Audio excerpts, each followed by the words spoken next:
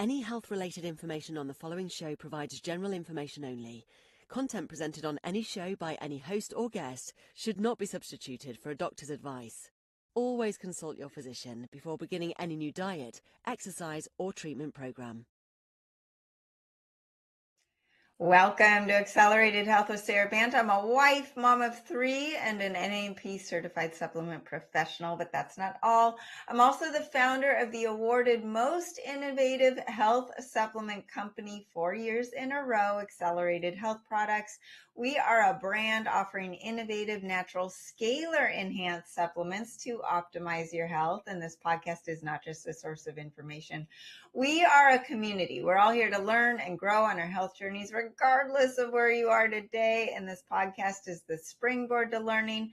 The free group coaching on Telegram is where we continue that learning together. You can ask your questions. I post tips and tools to deepen your health every single day to keep you motivated and moving forward. So here's what you can expect. New episodes every Monday and Wednesday with in-depth health discussions and expert guests like today, and hot topic issues that are in the news every Friday to keep things fun. And then, of course, followed up with the free group coaching on Telegram. The details are on my website at SaraBantaHealth.com. Have you thought about detoxing, but you're a little worried about the flu symptoms or to be hangry, or that I'm going to tell you not to eat real food? Well, that's not the case. You actually might be eating more food on my detox cleanses than you are now. I have created over 10 unique, easy detox cleanse programs to help you reset your body while feeling great. No detox symptoms.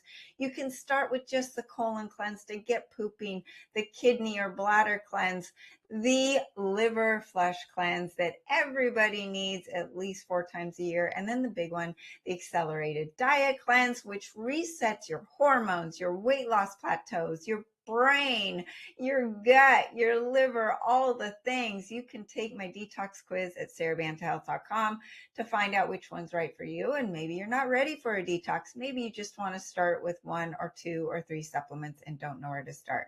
Complete my health goals form for your free supplement protocol on the website, and I personally will put together a protocol just for you. Just by taking a few steps forward with your health will change your life. But the difference is I am here every step of the way. I am super excited to have our guest, Jenn Trepeck. She has been described as a force of nature in the wellness space. She's been recognized as one of the Podcast Magazine's 40 Under 40, nominated for the 2022 International Women's Podcast Award for Visionary Leadership. My goodness, after all of that, she is definitely one to listen to. She has been coaching clients individually and in small groups. She implements revenue generating wellness programs in doctors' offices. And Jenn, welcome. How are you today? I'm good, Sarah. Thanks for having me. Well, I always like to start off with knowing your purpose. Why'd you come to this field? I mean, we all have that pain to purpose story, or maybe you don't, but you just have a passion for helping people. Tell us a little bit more about your background and why you are doing what you're doing. Sure. So, funny, my background is business and marketing. And, like so many, as you said, I came to this wellness stuff through my own, I call it a saga of trying to figure out my health and my weight. And, now everything I do is about changing the state of healthcare, empowering and educating people to reclaim their health. Yeah. And what changed everything for me, I mean, like I said, it was a saga in my own story, and I was living on that roller coaster, gaining and losing weight, the whole 9 over and over. And I sort of just thought that's what it was, right? Yeah. That was the option. I mean, I joke that there isn't a diet out there that I haven't done, my family hasn't done, or we don't know somebody who's done it. Right. And, ultimately what I learned is what I call the nutrition education we're all supposed to know and no one ever taught us.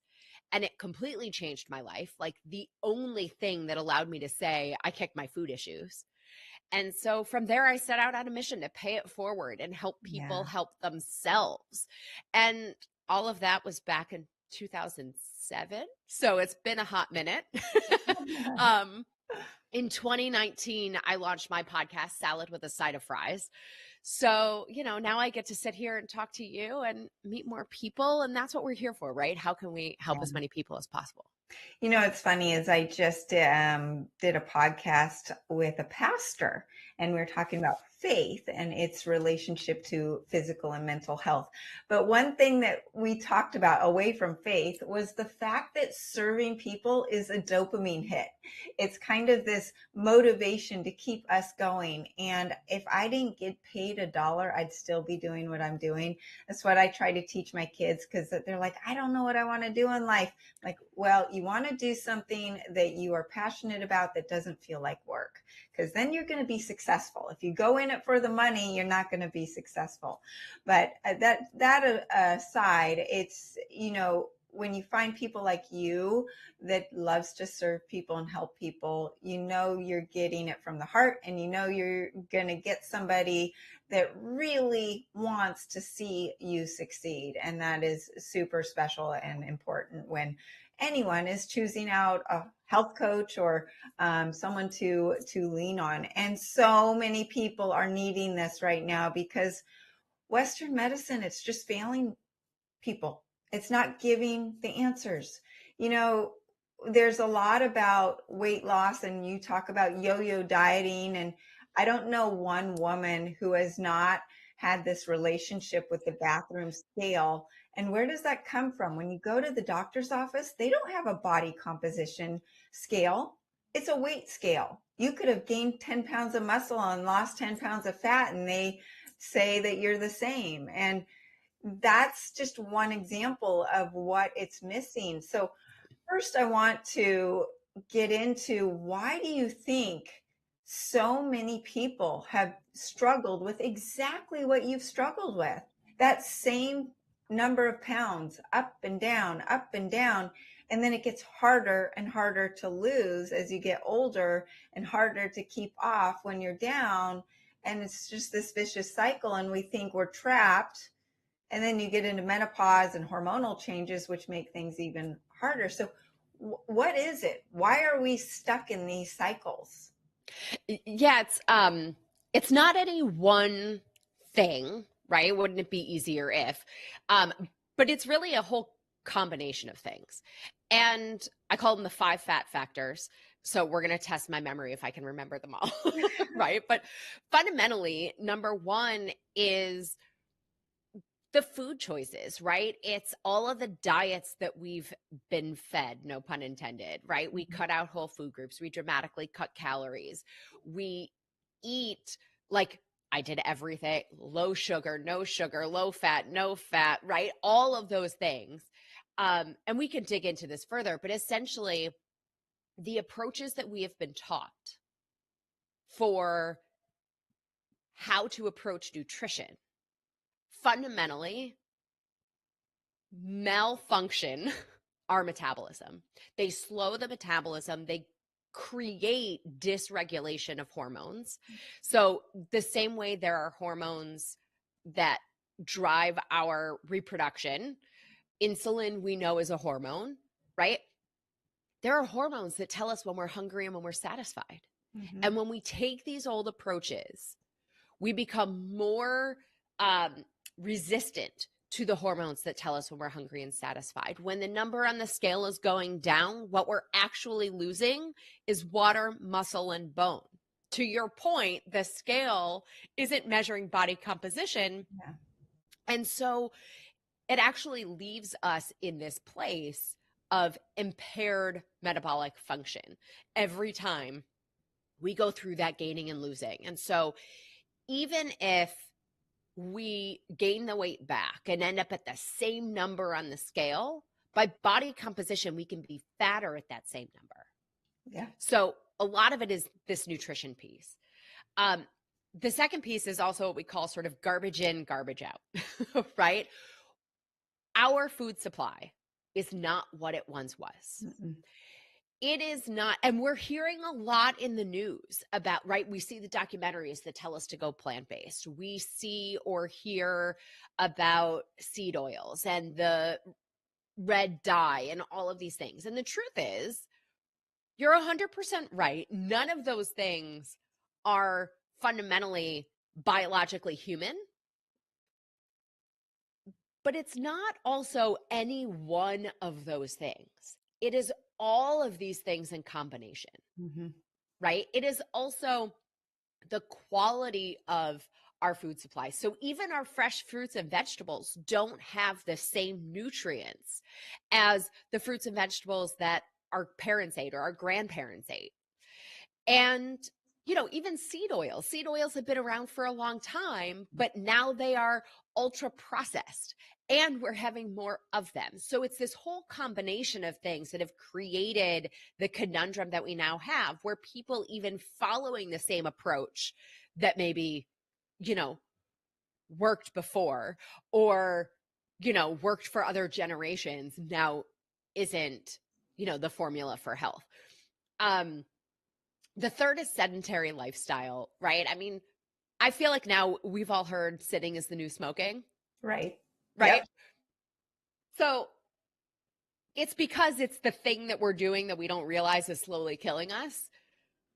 But I always like to remind everybody, right? So sitting all day is not human. Well, neither is sitting all day and going berserk for an hour.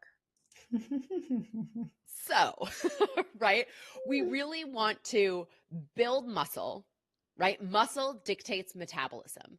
So we want to build muscle, and what that looks like, how we do that certainly changes at different points in our lives. And even, cardio, all the cardio queens out there, like I'm with you. We've been told a million times, right? Cardio is what we're supposed to do. And the truth is it's not.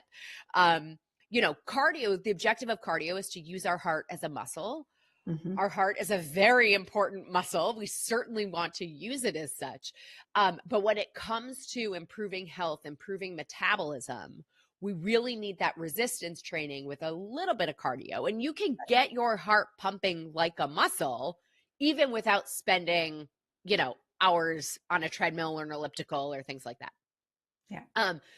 The fourth one is stress. And I think it comes as no surprise, right? Our modern lives are just beyond stressful. And the interesting piece to me is, we think about our biological, the physiological stress response is exactly the same as it was, eons ago when we were hunters and gatherers, right?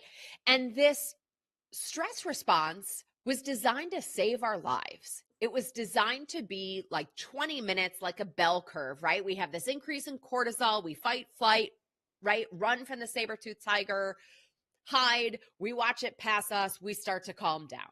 Right. And when we're in that stress response, any bodily function that is not critical to survival of the next 10 minutes turns off.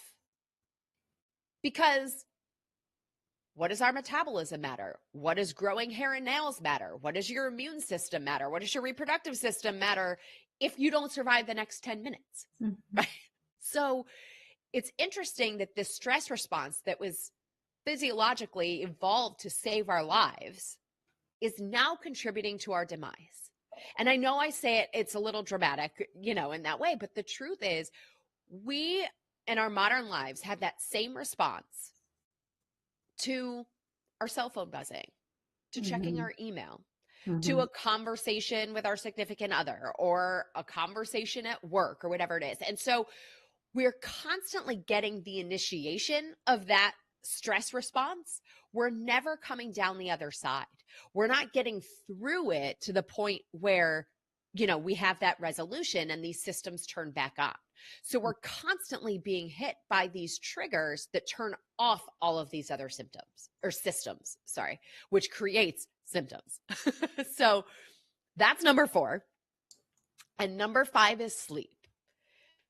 I call sleep the ultimate biohack. Like I know you do a lot with supplements. I do a lot in my practice with supplementation as well.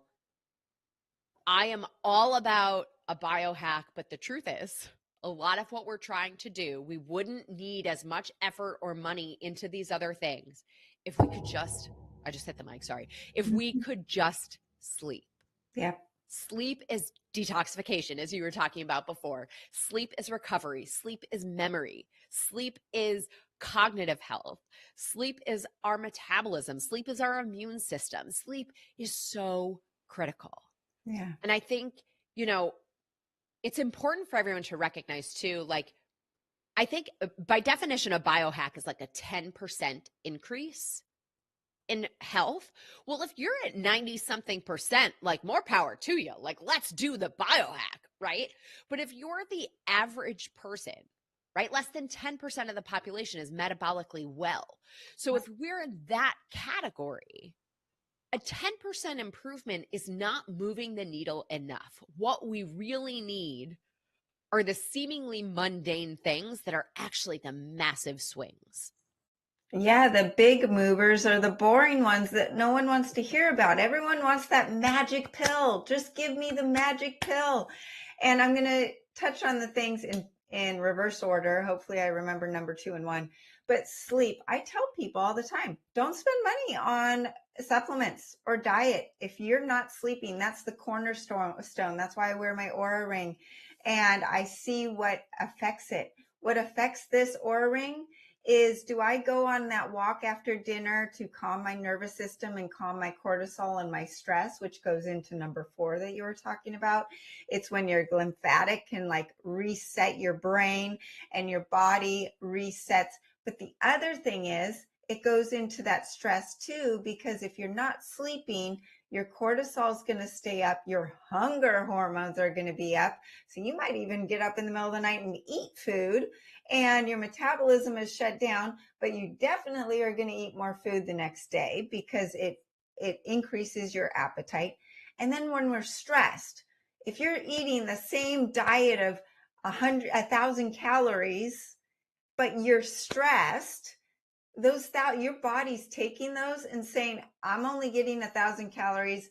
I'm in survival mode. I'm going to shut down the metabolism. I'm not just shutting down the metabolism, but I'm actually going to increase the propensity for my fat cells to get bigger and to protect those expensive organs so the tiger doesn't get to my kidneys and my liver. They can have my limb, my arms and my legs, but not my expensive organs. And that's where you get the belly fat. So, and then the nutrition and the supply of food. Our food supply has been hijacked. I don't care if you're eating organic. There was a study on protein powders and with high lead and high heavy metals in them. The ones that had the most was the organic chocolate. So here you are thinking you are the person trying to do the right thing, eating the organic whey protein shake, and you're getting more heavy metals than the other person. And then you mentioned seed oils, and I love this topic. It has been blown way out of proportion. Seed oils aren't inherently bad. With our ancestors, they were eating seed oils, but it's the ratio. It's the fact that 70% of our modern day diet is standard American, ultra processed foods that are exceedingly high in seed oils, have no protein, no fiber, full of emulsifiers, full of additives, full of artificial sweeteners that don't even have calories, but they're causing fat gain. So that is why you're having a hard time losing those same 10 pounds that you did 10 years ago. But what I also want to get into, and I'm forgetting number 1. I forgot one. Which one did I forget? Our nutrition choices are number 1, all the diets and things that we tried. Yeah. Yeah. So you're looking at calories. Calories are not all equal. Yes, calories matter. But when you eat protein, those calories have a hard time getting stored as fat. They're going to go build the hair, the eyebrows, the eyes, the tissues, the nails, all the things. When you eat the bun from the McDonald's hamburger, that's a whole different story. And there's the thermic effect of different categories of food, and the triggering of protein triggers the brain saying, I'm full, I don't need to eat more. When you eat the sugar and the carbs, the wrong carbs, it will tell your brain, I want more. That's why you can not binge on a ribeye steak, but then you have a bite of Ben and Jerry's, you can finish the carton, right? So all of these things are, you're right, it's not just one thing. It's this compounding. And then all of the toxins that you mentioned, it's not just the one thing. They're stacking up. They're stacking up. And your body says, I can't do this anymore. And now you've made it way too hard for me to have a healthy metabolism. So you're eating a ton of food, but you have no energy. And the food is not converting to energy. And we get stuck. Right? So go ahead. No, I mean, there's a lot of pieces to it in terms of why we end up storing the foods that we're eating as fat, even when we're eating those quality nutrition choices, even when we're having these experiences and sort of, because I've been there, right? Like, we are the people who are like, I am doing all the things. Like, one would expect that I would be a stick figure, right? So what is not adding up? And taking a step back, I sort of explained it to people like, remember let's do the grocery store checkout, right? But back when like there was a human who would ring everything up and then a human who would put things in a bag, right? So traveling back in time a little. So there's this conveyor belt. You put your groceries on the conveyor belt, the cashier rings it up, it then goes down to the person bagging. When that conveyor belt is coming at a nice even pace, the bagger can put all the frozen things together and can put the eggs on top of the canned goods, or right, the bread even then on top of the eggs, things like that, right? So that you don't end up with a whole bunch of, smashed eggs. Right. Our body sort of works the same way. So when food and fuel come at a nice even pace, right, the body produces insulin. Insulin's job is to carry all of those nutrients to our muscles and our cells to be used for fuel. Well, when that conveyor belt speeds up, and there are a lot of things that can make that conveyor belt speed up, right? Maybe we've eaten the high glycemic thing. We start our day, as many people do, with a bagel or a muffin or a croissant or a bowl of cereal, right? Our blood sugar spikes. It's like flipping a switch, speeding up that conveyor belt. The cashier starts to speed up. Our body starts to produce more insulin, right? It sends everything to the bagger. The bagger is just trying to keep up, and they throw everything into any bag and give you the bags, right? So insulin is overproduced to try to keep up with all of that fuel. Now, our muscles and our cells can only take in so much fuel at a time, and then they close. But our fat cells, they're geniuses. They never close.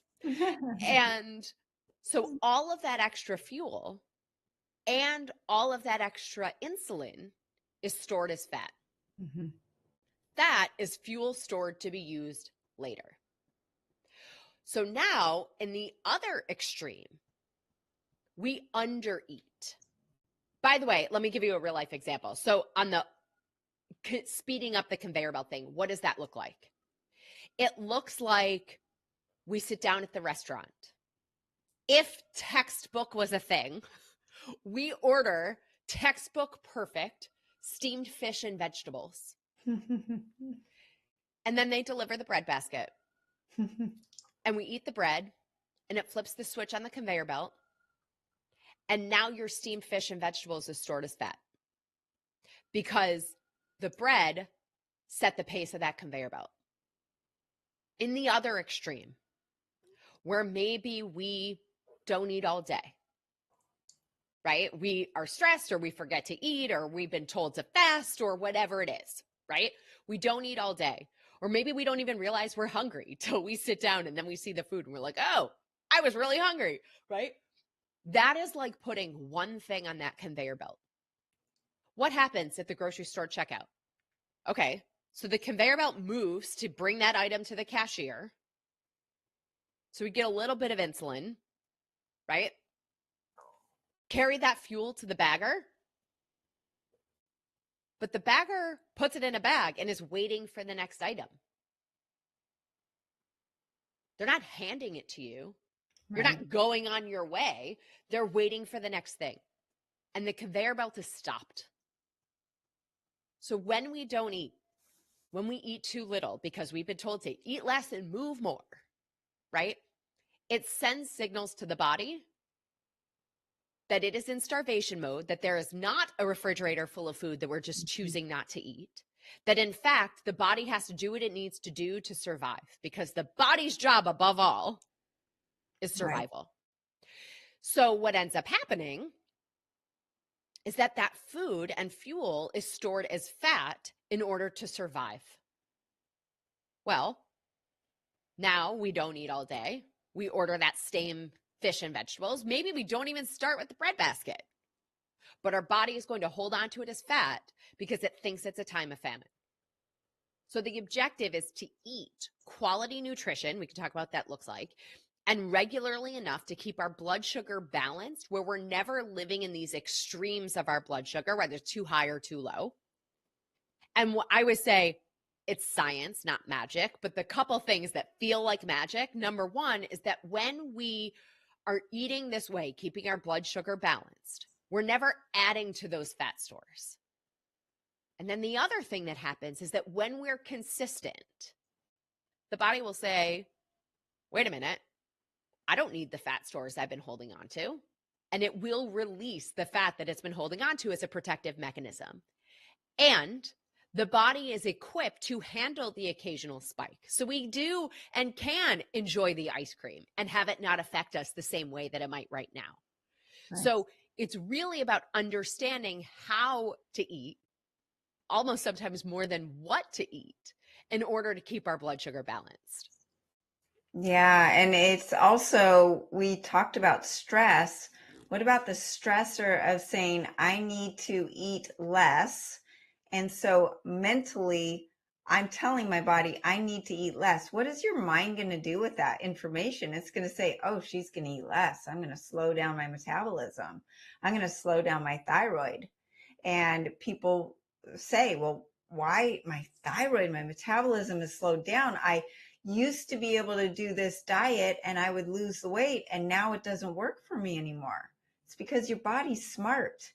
It recognizes the patterns that you're doing. And the other stressors that people don't realize as we've come out of the pandemic and out of flu season is if you're fighting a virus, that's a stressor. So your immune system is going to say, hey, wait a second, we've got a threat here. We're going to take care of it. We're going to shut down other mechanisms in the body and slow down the metabolism because we've got to fight this virus. And that stressor is away from the dieting. It's away from the financial stressors or the kids' stress or what have you. And then also the stressor of poor quality food. You know, you're eating food, it has no nutrition, and the body says, I'm kind of stressed because she's not giving me what I need. I need more nutrition. So there's all of these other aspects of stress that people don't really realize. They think, okay, I just need to do mindfulness and journaling and meditation to lower my stress. But there's these other stressors that are affecting our bodies that we can't do much with our mindfulness. And that is a big piece. I'm not downplaying that at all. So what do you recommend for your clients as far as, okay, we need to break this cycle. We need to get out of this game of yo-yo dieting. Yeah. So fundamentally, right, we're going to back up and understand, right, when we are burning fat or storing fat, it is connected to our blood sugar. So we are eating now to keep our blood sugar balanced. So what does that look like? Protein and fiber at every meal makes removing fat no big deal. Protein and fiber at every meal makes removing fat no big deal. So protein is clean, lean protein. Eat what you like, don't eat what you don't like, right? Fiber is vegetables and sometimes fruit. And a meal is actually any time we eat. The only difference between a meal or a snack is how much food we have at a time, and then therefore how long till we need to fuel again. The other thing that we want a couple times a day is quality fat. right? So let's talk serving sizes for a second. Now, I don't live my life with measuring cups in my handbag. I do not count calories. I don't count points. I don't count macros. I don't count all the things, because if you're like me and you've been through every diet under the sun, you've also felt a little nutty at times, right? So I live in the land of we're going to figure it out. And we can use our hands as a ballpark. So a serving of protein at a meal is your whole hand, including all the fingers, your whole hand.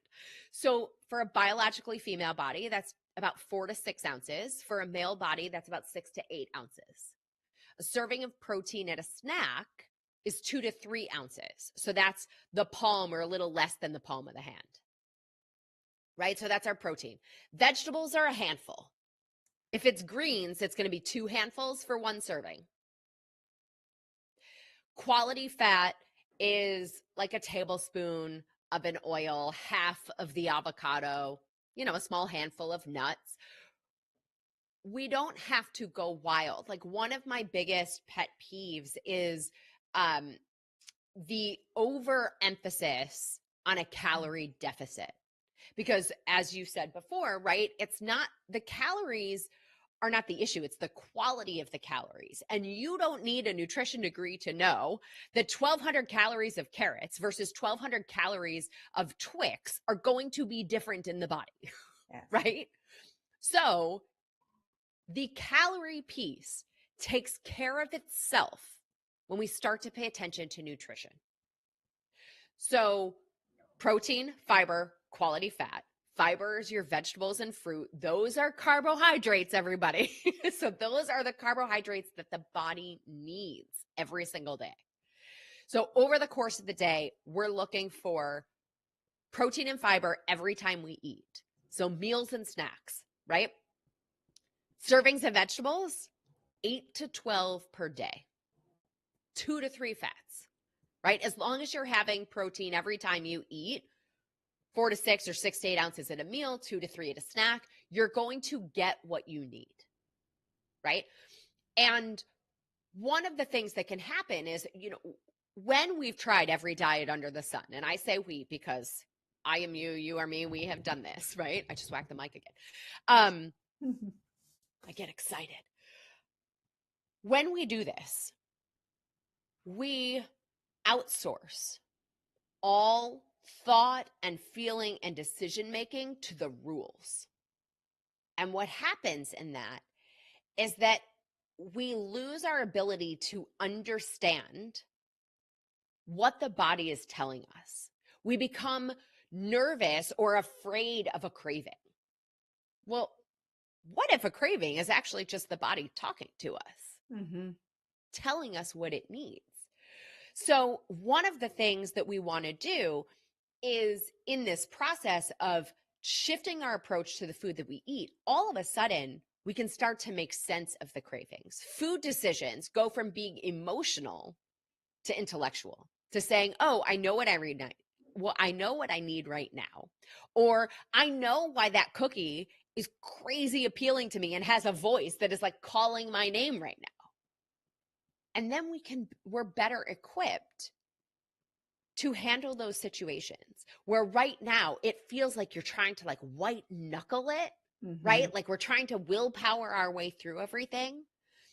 And so part of this process in shifting what we eat and how we eat, to then start to understand how the body communicates with us. What are those cravings telling us? When do those cravings show up? And then we can get to a point where we don't even have to think about it. It's just who we are and what we do. But there's an evolution to that. And I think, for me, it's one of my pet peeves in intuitive eating, because I feel like it's just become another like fad diet. But there's a piece of this where people end up really nervous because we think that if I just give in to every whim of my body, what it's going to want is to eat ice cream and cereal all day, with some toast on the side. And the truth is that there's a process. We don't just flip a switch and go from dieting and all the rules that we've been following to, what's become known as intuitive eating. it's really much more about this evolution and this process of starting to take care of the body, to understand, to be on the same team as our body instead of always trying to fight it. Yeah. The way my kids are now 18 and older, but when they were younger, I kept them very clean in the house. But with that, I talked through, okay, protein is doing this for you, and these healthy fruits and vegetables are doing this for you, and that sort of thing. But then comes Halloween. Do I say they can't have candy? No, I let them have candy. And then I talk to them on November 1st that morning. And I say, how do you feel this morning? And because they're mostly clean, they don't feel good. And they are becoming that intuitive self to listening to their bodies talk. Now, if they're eating candy all day long, every single day, there's no intuition, right? Their brain's been hijacked. Ish, right? Like, it's not that there isn't intuition. Yes, they have been hijacked. The piece is, the body only has a certain number of ways to talk to us. Right. Right? There's hunger, thirst, being tired, cravings, right? There's only a handful of ways that it communicates. Pain is another one. Mm-hmm. So what's interesting is, and even going back to what you were mentioning before, there are chemicals built into the candy. There are chemicals built into a lot of the ultra processed foods that turn off our brain's ability to know when we're full. But the other thing is, when we're eating food that is devoid of nutrition, right? So even think about the digestive process. It starts in the mouth with saliva, right? And then chewing, and then we swallow, and we have the whole gut and everything else that happens, right? Digestion. When we see food, when we taste food, we start the digestive process, and the body says, oh, good, I'm going to get nutrition. And then what comes is oftentimes, especially if we're eating the standard American diet or following the diets that we've been told, right? Where if all that matters is calories, my snack was, or my 100-calorie pack is just the same as, a cucumber, right? Which we know it's not. But so the body says, oh, nutrients are coming. But then it doesn't get anything it knows what to do with. It gets these new to nature molecules and these chemicals. And it says, this isn't food. And so the body continues to send hunger signals because it needs nutrients. Right. So sometimes it's the brain hijacked by chemicals. Sometimes it's the brain hijacked by sugar. And other times it's the body going, I need something I know what to do with. What I got was nothing I know what to do with. And so we're continuing to get hunger signals because the body is looking for nutrients. So it's a combination of factors, but, also to your point, so sweet, salt, and fat are acquired tastes and addictive tastes, but acquired tastes, which means we learn that they taste good. It means that the more we have them, the more we want them. And as an acquired taste, our taste buds adjust. So the people who start with like 1 Splenda in their coffee, and then they're at 2, and then they're at 3, right? It's because the taste buds adjust, and that 1 Splenda no longer tastes sweet. So the more we have these things, even the low glycemic sugar sweeteners, right? The low glycemic alternatives can keep us addicted to that taste of sweet, can keep our taste buds in this range where in order for something to register as sweet, it has to be even sweeter. Right. So it's a combination of factors, right? But when we start to peel the layers back, focus on that protein, fiber, quality fat, all of these things start to reveal themselves. And what can happen is, like, so often we're trying to start with eliminating the things that we think are bad, or as you were saying before, like start with the thoughts, start with our mind. Well, this is really interesting. So the vagus nerve is the literal connection between the gut and the brain. Mm-hmm. I explained it to people. So think of the vagus nerve like a 5-lane highway. 3 of those lanes go gut to brain. 2 lanes go brain to gut. So you will never outthink the biochemistry of the nutrients that you are providing yourself or not. So if it feels like a constant battle, if it feels like you're being told to climb Mount Everest naked and barefoot and everyone is around you going, what's wrong with you? Why aren't you climbing? Right? If we can start with some quality nutrition, those thought processes will get easier and easier. We'll have some clarity that feels right now like it requires all of our will. And I love that you brought up the word will. It's not a lack of willpower, because we have been, like we're talking about, the food system has been hijacked, and the salt, the sugar, the fats together, it's like a time bomb in the brain, very addictive, and we can't get out of this cycle. Whereas when you peel it back and you rely on whole foods, protein, fiber first with the healthy amounts of fat, your brain calms down and that intuition comes in, and you actually are seeking out food for energy, not food for taste. And I've been the person that, puts the sweetener in my coffee, and then all of a sudden it's double, and then it's triple. And then, okay, I need to just abstain for it for a week, and then my taste buds are back and I only need a little bit again. It's amazing what the brain does, right? Yeah. And I think, it's important for everybody to realize, like, we still want food that tastes good. I don't think that the only place for food is sustenance, because let's be real, there isn't a culture in the world that doesn't gather around food, that doesn't mourn with food, that doesn't connect with humans over food, right? So it's about understanding how all of these pieces fit together. And, speaking of longevity, as we were talking about before, one of the key factors in longevity from all of the blue zones, and also what we know in longevity, one of the most overlooked elements is purpose and community. Mm-hmm. So there are times, and there is room, and there is space for food that we enjoy, for gathering with food, for building relationships and having community, right? Mm-hmm. It all works. It's about understanding how the pieces fit together and giving ourselves the capacity to kind of step back, because even with willpower, right? I mean, this is a whole other conversation unto itself. I did an episode called Willpower Won't Power on Salad with a Side of Fries. And we talked about all the physiology of willpower. And in all irony, low blood sugar dramatically diminishes our willpower. So everybody who's trying to eat less and move more, right, drops our blood sugar. Of course you have no willpower. But the truth is that we all have this willpower. We're just using it in other places. We're using it on other things. So it's really about understanding. I think of willpower as like a refillable cup.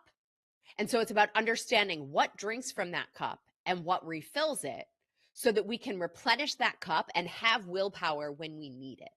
Right. It is so important to understand that it is not your fault.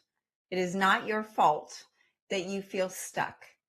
And the modern day toxicity, the food system has just put you in this cycle.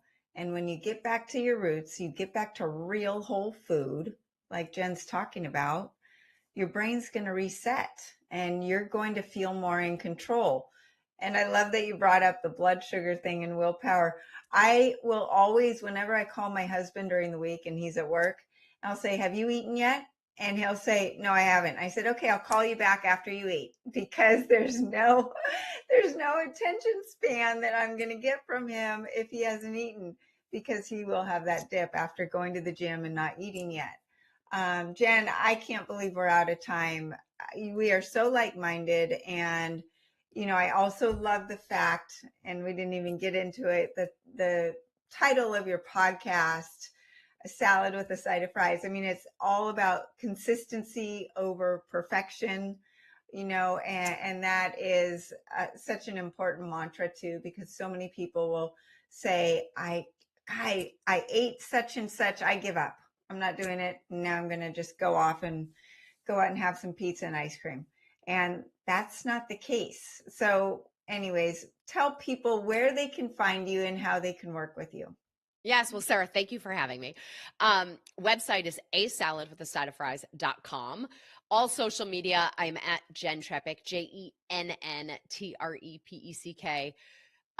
Pick your platform, send a message. I love hearing from you. On my website, there's a little gift for you that's called It's Not What to Eat, It's How to Eat. And my podcast is Salad with a Side of Fries. So wherever you like to listen to podcasts, you can find us there. Amazing. Thank you so much for sharing all of your knowledge. And you guys, make sure you follow Jenn and all of her content. She such a great source of information. Thank you for being here. Thank you, Sara.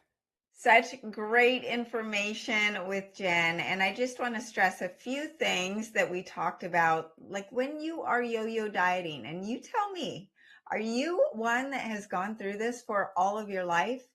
This is what happens. Your metabolism slows down. That repeated cycle of caloric restriction followed by overeating teaches your body to store more fat and burn calories slower. The thyroid function slows down. I talk all things thyroid. It's the master endocrine gland. It is highly sensitive to stress and caloric restriction.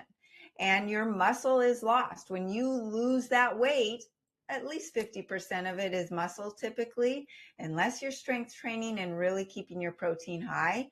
And when your muscle goes down, your metabolism goes down when you start reintroducing more food again. The liver gets overwhelmed. So every time you lose fat, your body releases stored toxins into circulation. Your liver has to filter them and eliminate them. This can exhaust the liver. This is on top of all the other things the liver is dealing with. Then your amino acids deplete. So your muscle tissue and metabolic enzymes rely on those essential amino acids. And when you're dieting without enough protein or amino acid intake, the body robs the muscles for it. So what supplements can you take to actually release those fat cells and the fat from the cells without slowing down the metabolism and keeping your muscle? Number one is acceleridine iodine. It's crucial for your thyroid hormone production, that T3 and T4 that drive metabolic rate. It supports the detoxification by helping flush out the bromide, fluoride, chlorine, heavy metals, radiation out of the body. When you take it in the morning, it resets your metabolic rate and your thermostat, your body temperature. I want you to take your body temperature. Are you under 98.6? My guess is you are. So you have suboptimal thyroid. That's where iodine comes in. And you can also help with the fat oxidation and protein synthesis for your muscles. Number two is accelerated aminos. This is providing not only the 9 essential amino acids for the most biologically maximum absorption and muscle retention, but it has other ingredients that prevent catabolism, so the breakdown of muscle, increase energy, so you have more energy to lift the weights that are going to build the more muscle, and it includes things like HMB to help protect that lean muscle while in a caloric restriction, if that's what you're doing. It enhances recovery, improves workout performance, and it includes cofactor ingredients like estrogen, which helps improve the absorption and your gut health, absorption of all nutrients that you're taking in from your diet that is lacking because our soils are depleted. Then it also includes synactive, which is an ingredient that helps with DNA repair and longevity. And OKG also reduces fatigue and supports your nitric oxide. You're fueling your cells. The whole goal is to give your cells more ATP, more energy. And then the third one is accelerated liver care. We've got to love our liver. Our livers are being attacked by this modern day society. It's primarily where your fat burning and detoxifying happen. So when it's sluggish, you're not going to be able to process fats from your diet. You're not going to be able to lose weight. Your thyroid hormones convert into the free T3, into the active thyroid hormones in your liver. If your liver's backed up, it can't do this. This formula helps regenerate liver cells, increase bile flow, eliminate the toxins released during fat breakdown, supports the hormonal balance. If your hormones are off, you're not going to be able to lose weight away from the calories and the exercise you're doing, right? It clears out the excess estrogen. It also is known to combat fatty liver, improve digestion, reduce systemic inflammation, which are all essential for stable fat loss and long-term metabolic health. We want to keep our muscle and only lose the fat safely without slowing down your metabolism. I hope you enjoyed this episode with Jenn. Leave a comment below. Would love to hear from you. And if you're feeling lost in the supplement world, I'm here to help. You can start by filling out the free supplement protocol at SaraBantaHealth.com. I will personally put together a protocol for you. Follow me on social media at Accelerated Health Products and join the free group coaching on Telegram. There's no downside. I teach you every single day and answer your questions. The link is at SaraBantaHealth.com. You can find this podcast and all of the podcasts by searching Accelerated Health with Sara Banta on Spotify, Apple, YouTube, E360, iHeartRadio, Amazon, and Roku, and over 100 other different platforms. Share this episode with any of your friends who've yo-yo dieted and they're stuck, they're plateaued, they need some tips. And you can use coupon code podcast10 to get 10% off site-wide. Thanks again for listening. And I remember I'm live every Monday, Wednesday, and Friday. So join me next time for more ways to unlock your health potential.